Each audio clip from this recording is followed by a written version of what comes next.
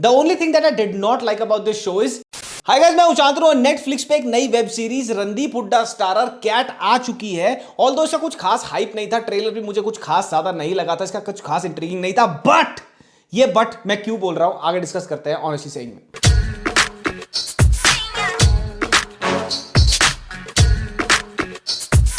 पाताल लोक, Mirzapur, sacred games, मेरे हिसाब से इंडियन ओटीटी के स्केप में इन तीनों वेब सीरीज ने एक पैराडाइम शिफ्ट ला दिया था। इनफैक्ट इन तीनों शोज ने एक ऐसा बेंचमार्क सेट कर दिया था कि भैया अगर कोई सोशियो पॉलिटिकल क्राइम थ्रिलर बनानी है तो वो इनके टक्कर की होनी चाहिए in terms of screenplay, casting, how the story is written and how organically it attracts and demands people's attention. शुरू मजबूरी में किए थे, अब मजा आ रहा है। अनदेखी और डेली क्राइम, इन शोज के स्पेसिफिकली पहले सीजन्स बहुत जबरदस्त सोशियो पॉलिटिकल क्राइम थ्रिलर्स थे, काफी इंपैक्टफुल और फैंटास्टिकली मेड थे, but then again they were not as rememberable और as impactful for the people as Sacred Games, Mirzapur and Paatal Lok हुआ। And now out of nowhere Netflix release कर देता है cat. बनेगा मेरे लिए एक बार फिर Cat. And out of nowhere मैं इसलिए बोल रहा हूं क्योंकि भैया कैट का ना ऑनेस्टली इतना कोई हाइप था नहीं। इनफैक्ट इस शो के ट्रेलर को देखने के बाद भी ना कोई इंट्रीगिंग वाली वाइब्स नहीं थी। मैं बहुत लुक फॉरवर्ड नहीं कर रहा था इसको, क्योंकि ट्रेलर बहुत सिंपल सा था कि इसमें ये कन्वे कर दिया था कि पंजाब की ड्रग प्रॉब्लम पे स्टोरी टाइड अराउंड है और बीच में रणदीप हुड्डा शायद एक पुलिस का मुखबिर हो सकता है। जो मेरा ये गेस था कि भैया एक्स गैंगस्टर होगा, अब वो पुलिस के साथ काम कर रहा है, इन्फिल्ट्रेट करेगा पंजाब के मल्टीपल ड्रग रैकेट्स को। वार्निंग देके छोड़ देंगे तो एग्जाम में चीटिंग नहीं कर रहा था, ड्रग्स बेच रहा था तेरा भाई। And very honestly saying guys, जब मैं ये शो देखने बैठा तो मुझे कोई बहुत हाई एक्सपेक्टेशंस नहीं थी। मेरे को ये देखना था कि रणदीप हुड्डा भाई साहब जो एक्सट्रैक्शन में लास्ट दिखे थे वो इस शो में कैसा परफॉर्म करते हैं, इन अ वेब सीरीज फॉर्मेट वो कैसा परफॉर्म करते हैं। And by the end of this show guys I was blown away. कुछ फिल्मों और वेब शोज को साइड कर दिया जाए तो नेटफ्लिक्स इंडिया से अच्छा कंटेंट एक्सपेक्ट करने का मतलब है 4 मोर शॉर्ट्स के कैरेक्टर से कॉमन सेंस और लॉजिक की बात एक्सपेक्ट करना। But Cat for Netflix sits right next to Sacred games.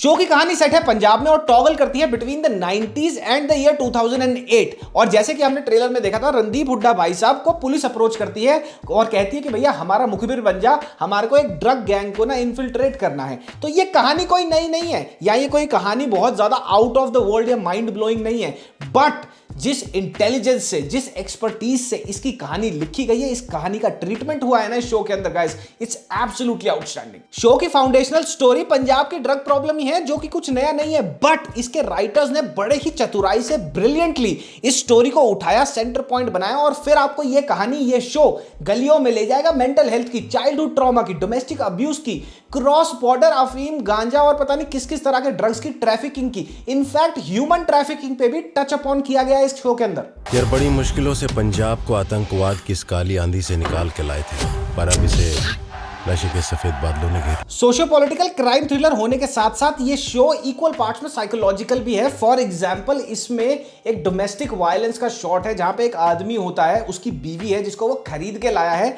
And in the same shot there is also another woman जो उस आदमी की कीप है, और उसी शॉट के अंदर 3 बच्चे हैं जो वो खरीदी हुई औरत जो उसकी बीवी है इस टाइम पर, उसके सगे बच्चे हैं, मतलब इस आदमी के सगे बच्चे नहीं है वो, और वो दारू पी के अपनी खरीदी हुई बीवी को पीट रहा है और साथ ही में फिर वो सेक्स करने चले जाता है अपनी कीप के साथ, और ये सब कुछ छोटे छोटे बच्चों के सामने हो रहा है।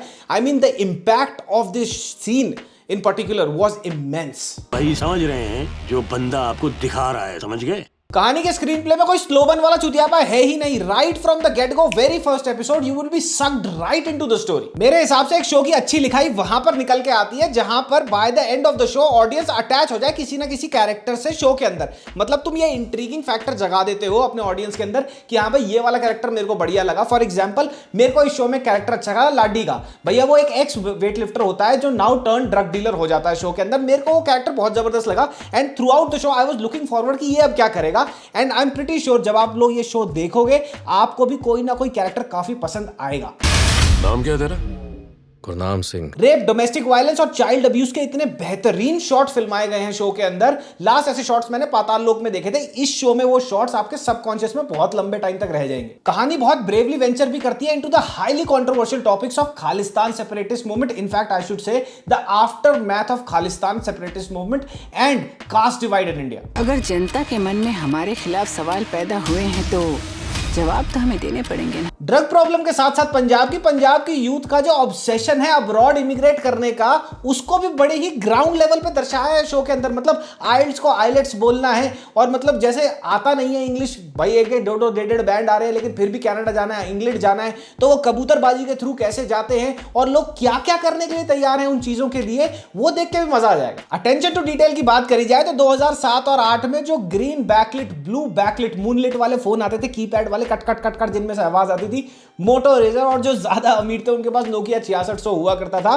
कैरेक्टर्स के pass through out the show जो इन्फ्लुएंशियल कैरेक्टर्स हैं, इनफैक्ट हर टुच्चे मुच्चे के पास नहीं, इन्फ्लुएंसर जो बंदा अफोर्ड कर सकता था उस टाइम 6600 लेना, इस शो के अंदर जो अफोर्ड कर सकता था उसके पास ही तुम्हें ऐसे बड़े बड़े फोन दिखेंगे। अटेंशन टू डिटेल को सेट्स और प्रॉप्स में ही ध्यान में नहीं रखा गया, बल्कि रणदीप हुड्डा का कैरेक्टर और सारे के सारे सपोर्टिंग कास्ट के कैरेक्टर्स कैसे ड्रेसअप करेंगे। रणदीप हुड्डा की जो दाढ़ी है भैया वो भी असली है। अक्षय कुमार जैसे ए लिस्ट एक्टर जो हजारों करोड़ों रुपए कमा रहे हैं पिक्चरों से, उनसे मूंछ तक नहीं उगाई जाती, और रणदीप हुड्डा भाई साहब ने यहाँ पे अच्छी एक्टिंग के साथ साथ दाढ़ी भी उगाई। डैडी, नया बंदा नहीं रखना चाहिए अभी। अरे कुछ नहीं होगा, और अगर हो गया तो है ना इसका छोटा भाई Sunny. Speaking of short, action sequences बड़े ही नेचुरली दिखाए गए हैं। मतलब अगर किसी को घुसंड पड़ा है या फिर गन की बट लगी है तो भैया वो 2-3 दिन तक चोटिल है। किसी का हाथ टूटा है तो उसको प्लास्टर लगा हुआ है, लंगड़ा के चल रहा है वो। एक शॉट दिखाया है जहां पे भैया एक आदमी को एक मशीन के अंदर जिंदा ही फेंक देता है एक ड्रग डीलर, और उसके टुकड़े बाहर निकलते हैं। And also there is also a shot जहां पे एक खालिस्तानी सेपरेटिस्ट एक बस को रोक के हिंदुओं को चुनता है, उसमें से राउंड अप करे गोली मार देता है। अब मुझे लगा ये स्पेसिफिक शॉट्स अगर बात तूल पकड़ती है, आग पकड़ती है, तो शायद कंट्रोवर्शियल प्रूव हो सकता है कैट के लिए। आप वही देख रहे हैं। अब कई बार जब हम शो या फिल्म देख रहे होते हैं और जो लीड कैरेक्टर होता है हमें उसको देख के लगता है कि यार इसकी जगह अगर कोई और होता तो ज्यादा फिट रहता। जैसे अक्षय कुमार की जितनी भी पिक्चरें देख लो, कोई और ही फिट लगता है आजकल वहां पे उनकी जगह पर। बट जोक्स अपार्ट, यहाँ पे Randeep Hooda was made for this character. मतलब इतनी अप्रोप्रिएट कास्टिंग मैंने नहीं देखी होगी रिसेंट टाइम्स में। रणदीप हुड्डा बीइंग अ जाट, वो एक जाट हैं, हिंदी अच्छी बोल लेते हैं, जाट भाषा एक नंबर बोल लेते हैं भाई, लेकिन उन्होंने इसमें पंजाबी जो बोली है भैया, कसूती पंजाबी भाई, कड़ी खींच के पंजाबी बोली है भाई, लठ गाड़ दिया भाई ने। क्योंकि तमिल ना तो और खाली रणदीप हुड्डा की एक्टिंग आउटस्टैंडिंग नहीं है, जितने भी सेकेंडरी टू प्राइमरी कास्ट है ना शो की, वो भी बहुत ही लाजवाब परफॉर्मर्स हैं यार। और वो तुम्हें कैसे पता लगेगा, कुछ कुछ एपिसोड्स में रणदीप हुड्डा का ना स्क्रीन टाइम है बहुत कम, मतलब 45 मिनट में से वो मुश्किल से 5 या 7 या मैक्सिमम 10 मिनट भी हैं कुछ एपिसोड्स में। और वहां पे सपोर्टिंग कास्ट ये दिखाएगी तुम्हारे को कि रणदीप इतना नहीं है स्क्रीन टाइम में, लेकिन फिर भी हम लोग इसको कैरी कर सकते हैं, और उन्होंने लाजवाब तरीके से कैरी किया। गड्डी से चढ़ा ही लेगा, तू कहेगा तो उड़ा भी देंगे। कहानी में ट्विस्ट एंड टर्न्स की बात करी जाए तो मैं यही कहूंगा कि तुम्हारा दिमाग फिर जाएगा वो देख के, और तुम कभी एक्सपेक्ट ही नहीं कर पाओगे कि अगले एपिसोड में ये जो भैया खोल रहे हैं पेंडोरास बॉक्स, इसमें से क्या निकलेगा, क्या होने वाला है किसी के साथ। अगर तुम सोच भी लोगे कि ये होने वाला है तो वो होगा नहीं। एक चीज देख के आप लोग सरप्राइज मत होना, और वो ये है कि 1 से 8 एपिसोड में 85% पंजाबी ही बोली गई है। आपको डबिंग का ऑप्शन वहां मिल जाएगा हिंदी वाला। मैंने एक एपिसोड देखा डबिंग में, लेकिन कुछ खास मजा नहीं आया, और पंजाबी इतनी ठेठ पिंडों वाली नहीं है, आपको समझ आ जाएगी अगर आप नॉर्थ इंडिया से हो तो। The only thing that I did not like about this show is, वो है इस शो का ट्रेलर। इस शो का ट्रेलर इस शो के असली कहानी को अंडरमाइन कर रहा है। मतलब शो का ट्रेलर देखने से कोई भी हाइप क्रिएट नहीं होगी, आपको पता नहीं लगेगा कि इस शो की कहानी में कितना जबरदस्त पोटेंशियल है, and this is one of the shows that you should never miss. और हाँ, जब तुम इस शो को देखोगे तो लास्ट में क्लाइमैक्स के लिए जरूर रुकना। वो लास्ट के 10 मिनट ना बहुत ही जबरदस्त होने वाले हैं। वहां पे क्लिफ हैंगर भी और एक ईस्टर एग भी है, वो देखना मत भूलना। स्टोरी, स्क्रीन प्ले और डायरेक्शन प्राइमरीली हैंडल करी है शो की बलविंदर सिंह जंजूजा और रुपिंदर चहल ने, और जबरदस्त काम किया यार तुम लोगों ने, hats off. So guys, all in all मजा आ गया मुझे ये शो देख के। मैं हाईली रिकमेंड करूंगा तुम इसको देखो। मुझे नहीं लगता इसमें कुछ भी कमी है, मैंने बहुत ध्यान से देखा, कुछ भी कमी नहीं निकली इस शो के अंदर।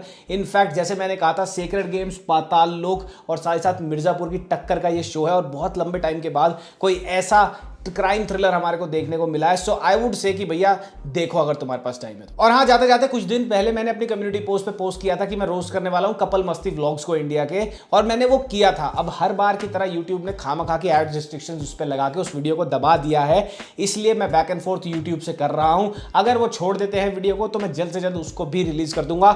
हम मिलते हैं अब नेक्स्ट किसके रिव्यू में, मुझे नहीं पता, शायद मलाइका अरोड़ा का कोई शो आया है ना उस पर, उसके बारे में किसी को पता हो तो कॉमेंट सेक्शन में डालते जाना। तब तक हम मिलते हैं अगले हफ्ते। मामा मियाँ लजानिया पप्पी बाय बाय। पैंट से हाथ निकाल लो, कैट देख लो।